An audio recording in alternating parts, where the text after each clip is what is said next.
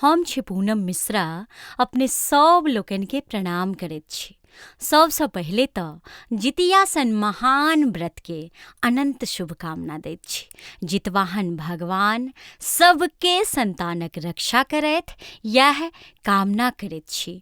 आ संगहि जे कियो जितिया व्रत करैत छी, ई निर्जल व्रत, एतेक कठिन व्रत, सब लोकन के हम प्रणाम करैत छियनि। अपने लोकन अपन आशीर्वाद अपन पूनम के जरूर देव, ई अपने सबसँ विशेष आग्रह निवेदन। संगहि जे जितिया व्रत नहियो करैत छी, हुनको सब पर जितवाहन भगवान के असीम आशीर्वाद आ सब व्रती सबके जे व्रत करैत छथिन हुनका सबके आशीष भेटनि, यह हम अपने सब लोकन लए कामना करैत छी। जितिया व्रत के कथा बहुत प्रसिद्ध छै, अपने सब जनिते हेबै। हमरा नहीं लगैए जे केओ गोटे एहि कथासँ वंचित होयब। तकरा बादो हमरा मोन भेल जे अपने लोकनिके हम अपन आवाजमे ई कथा सुनाबी। तऽ आउ अपने सब सुनल जाओ जितियाक ई सुंदर सन कथा। खूब मौनसँ सुनब, ई अपने लोकनिसँ आग्रह अछि। एक दिन कैलाशक अति रमणीय शिखर पर बैसि पार्वती जी शंकर जी सँ प्रश्न कयलनि जे कोन व्रत वा तपस्या छैक जकरा कयलासँ सौभाग्यवती स्त्रीक संतान जीवित रहतैक। तकर उत्तर शंकर जी देलखिन, आसीन कृष्ण अष्टमी तिथि क यदि स्त्रीगण लोकनि पुत्रक कामनासँ शालिवाहन राजाक पुत्र जिमूतवाहनक कुशक प्रतिमा बना कलशक जलमे स्थापना कए तकरा खूब सुसज्जित क नजदीकमे एक खाधि खुनि पोखरि निर्माण क ओकर मोहार पर एक गोट पाकड़िक ठाढ़ि रोपि ठाढ़िक ऊपरमे गोबर माटिक चिल्होरिक निर्माण क राखथि आ नीचाँमे गिदड़नीक आकृति बनाए राखि देथि। दुनूक माथ पर सिन्दूर पिठार लगाए फूलमालासँ युक्त भऽ धूप दीप नैवेद्य लऽ बाँसक पात पर पूजा कयलासँ पुत्रक जतेक जे ग्रह चक्र रहैत अछि ताहिसँ मुक्ति भेटैत छैक आ ओकर वंशक वृद्धि होइत छैक आ संग संग सब मनोरथ पूरा होइत छैक। एहि पृथ्वी पर समुद्रक किनार पर नर्मदाक किनार पर दक्षिण दिशामे कनकावती नामक एकटा गाम अछि, जाहिठाम सब तरहक सेनासँ सुसज्जित मलयकेतु नामक राजा राज्य करैत छलाह। हुनके राज्यमे बहुलुटा नामक मरुभूमि छैक, जकरा बीचे बाटे नर्मदा नदी बहैत छथि। ओकरे किनार पर एक गोट अति विशाल पाकड़ि गाछ छल। ओहि पाकड़िक धोधरिमे एकटा गिदड़नी निवास करैत छलीह आ ठाढ़ि पर एक गोट चिल्होरनी निवास करैत छलीह।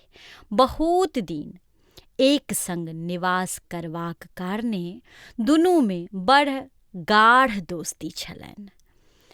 ओहि नगरक निवास केनिहार महिला लोकनि ओहि गाछ लग आइ आसीन कृष्ण अष्टमी तिथि क जिमूतवाहनक पूजा क कथावाचकसँ कथा सुनि अपन अपन घर गेली। गिदड़नी आ चिल्होरनी सेहो व्रत केने छली, ओहो लोकनि घर गेली। ओहि दिन संध्या समयमे ओहि नगर के जे नामी सेठ तकर एकमात्र पुत्रक मृत्यु भऽ गेलैक। ओकर परिजन नर्मदा कातमे आबि संस्कार दऽ घर जाइत गेलाह। ओहि अष्टमी रातिमे टपाटप मेघ लागल छल, हाथ हाथ नहि सूझै। ओहि भयंकर अन्हारमे कखनो कखनो बिजलौका लौकैत छल। तकर इजोतमे ओहि मृतकक मांस देखि दिन भरिक उपासल गिदड़नी तिनका धैर्य नहीं राखल गेलनि। ओ गाछ पर जे निवास केनिहारि चिल्होरनी तिनका सँ प्रश्न कयलनि कि हे बहिना, जागल छ? अनेक बेर गिदड़नी द्वारा जिज्ञासा कयला पर चिल्हो कोनो जवाब नहीं देल। तहन गिदड़नी सोचलनि जे बहिना शायद सुति रहली।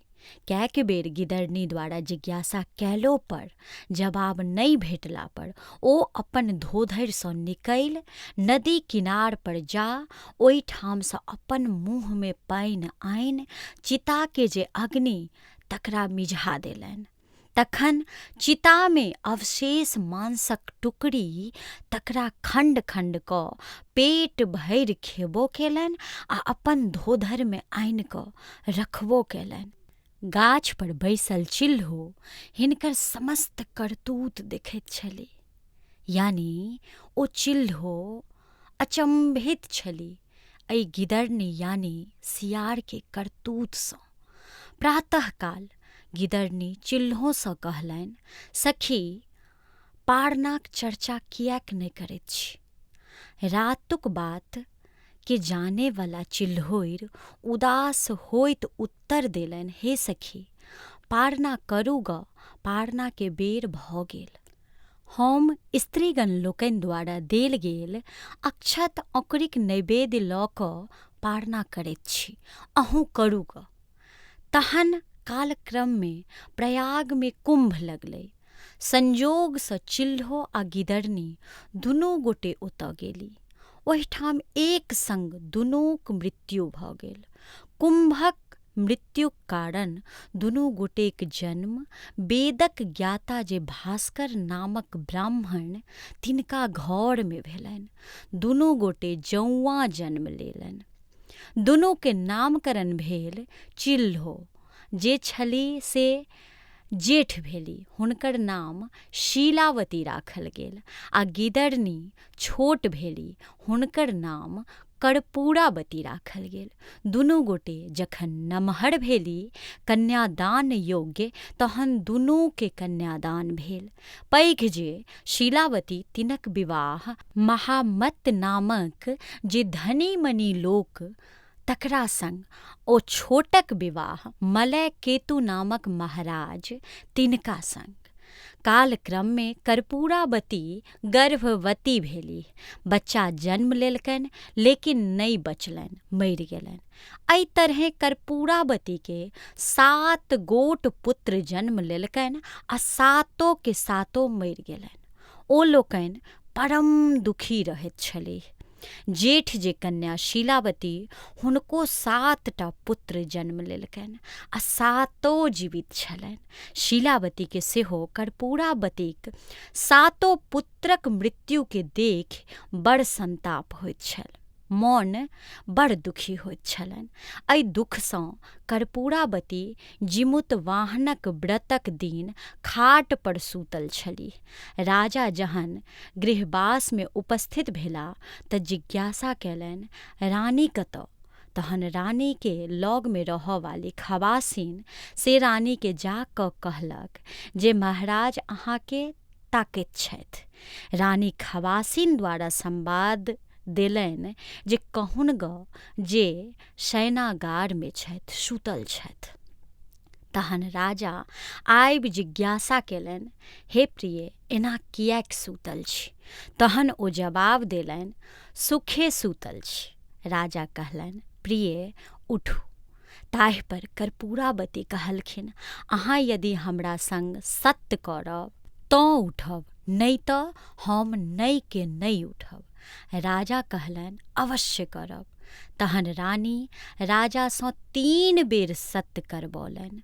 सत्य कयला पर कर्पूरावती ओछान सँ उठली आ कहलनि जे हमर जे बहिन शीलावती तकर 7 पुत्रक गर्दन कटा हमरा मंगा दिअ।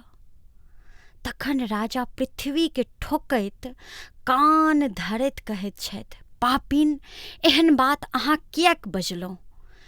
एहि तरहे बेर बेर कहलो पर हुनकर कोनो प्रत्युत्तर नहीं सुनि हुनकर आज्ञा के स्वीकार कयलनि राजा तहन राजा कहलनि, काल्हि अहाँके 7टा सेर अना कऽ दऽ देब। कर्पूरावती हुनकर वचनके सत्य मानि जिमूत वाहनक पूजा कयलनि। तहन राजा अपन सत्यक रक्षा हेतु चंडालके बजा आदेश देलनि। महामत्तक जे 7टा पुत्र तकर गर्दन काटि कर्पूरावतीके आनि दहुन। ओ प्रातःकाल 7टा मूड़ी आनि कऽ दऽ देलक। ओकरा देखि कर्पूरावती अति प्रसन्न भेलीह। कर्पूरावती ओ 7 मूड़ीके 7 गो डालीमे पियर कपड़ामे बान्हि 7 पुतहुक पारना लेल शीलावतीक ओतऽ पठा देलनि। शीलावती द्वारा निष्ठापूर्वक जिमूत वाहनक पूजाक ओ 7 डाली मोहक जे मुण्ड से तारक फल भऽ गेल। ओ मूड़ी सब जे छलै डालामे सजायल ओ फल भऽ गेलै आ 7 बालक जीवित भऽ गेलाह। ओ 7 अपन घोड़ा पर चढ़ि अपन घर अयलाह।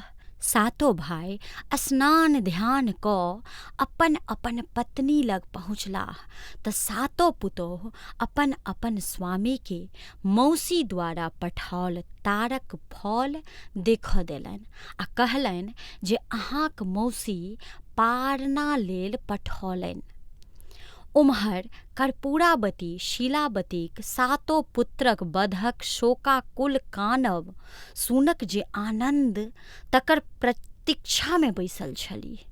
जहन कानब नहि सुनलनि तखन जिज्ञासा लेल पुनः दासीके पठौलखिन।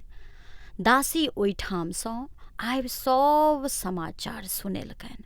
समाचार बुझि अति दुखी भेलीह।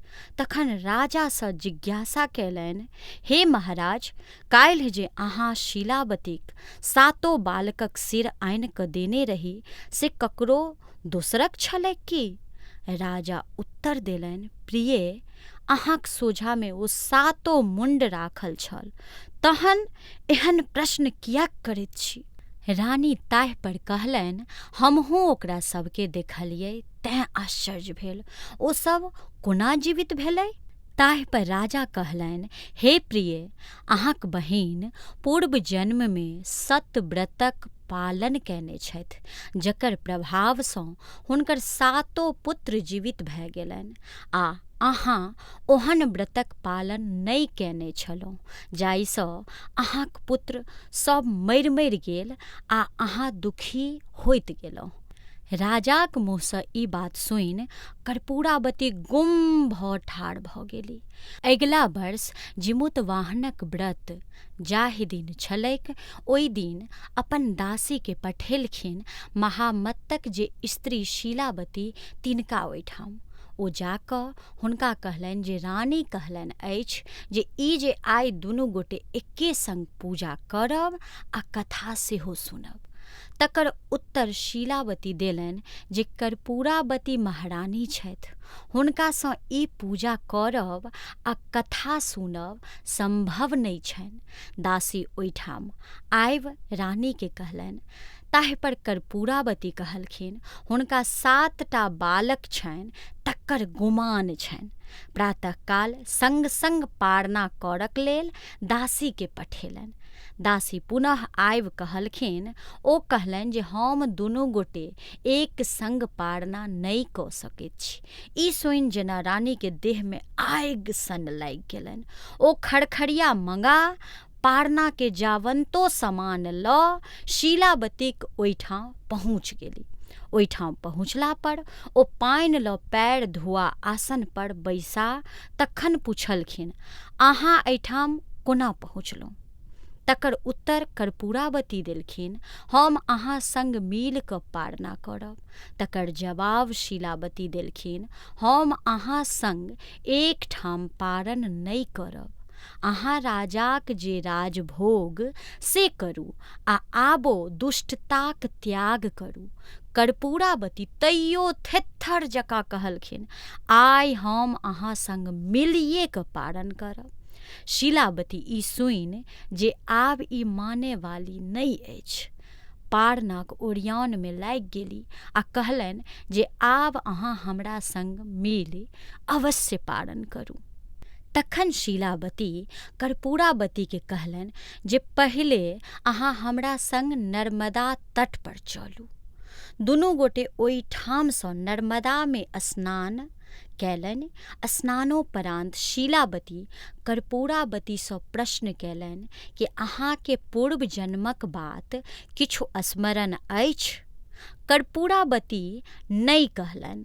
तहन शीलावती कहय लगलखिन, यह नर्मदा नदी अछि, यह बाहुलुटा मरुभूमि अछि आ यह विशाल पाकड़िक गाछ अछि। पूर्व जन्म में हम चिल्होरि छलहुँ आ अहाँ गिदरनी। एहि पाकड़िक धोधरि में अहाँ निवास करैत छलहुँ आ डारि पर हम रहैत छलहुँ।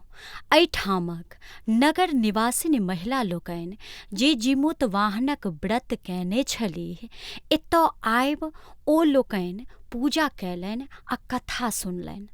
हम अहाँ दुनू गोटे व्रत कयने रही। हमहूँ दुनू गोटे हुनके सब लग में कथा सुनलहुँ। कथा सुनि अपन अपन निवास स्थान में चलि गेलहुँ। ओहि दिन एहि नगर के जे सेठ तकर एकमात्र पुत्रक देहावसान भऽ गेलैक, ओ बंधु बान्धव संग आबि चिता रचि संस्कार दऽ चलि जाइत गेल। मध्यरात्रि में अहाँ हमरा जिज्ञासा कयलहुँ, प्रिय चिल्हो, जागल छी कि सूतल? अहाँ थोड़ थोड़ काल पर कैक बेर जिज्ञासा कयलहुँ। हम जवाब दैत गेलहुँ, परंतु अहाँ हमर बात नहि सुनलहुँ। तखन अहाँ जिज्ञासा के देख देख हम चुप्पी लगा देलहुँ। तहन अहाँ हमरा सूतल बुझि अपन धोधरिसँ निकलि मुँहसँ नदीसँ पानि आनि चिता के आगि मिझा पहिने भरि पेट मांस खेलहुँ आ तखन किछु आनि प्रातः कालक पारना लेल सेहो राखि लेलहुँ। प्रातः भेने जहन अहाँ हमरा पारना लेल कहलहुँ तऽ रातुक जे वृतान्त हम अहाँके देखने रही तऽ मोन उदास हम कहलहुँ, अहाँ करू, हम कयलहुँ। तखन हम ग्रामीण महिला लोकनि द्वारा देल गेल अक्षत आ अकुरी लऽ कऽ पारना कयलहुँ आ अहाँ जे रातुक नर मांस रखने रही से लऽ कऽ पारना कयलहुँ। ई सब बात हमरा बूझल अछि, आबि कऽ देख लिअ।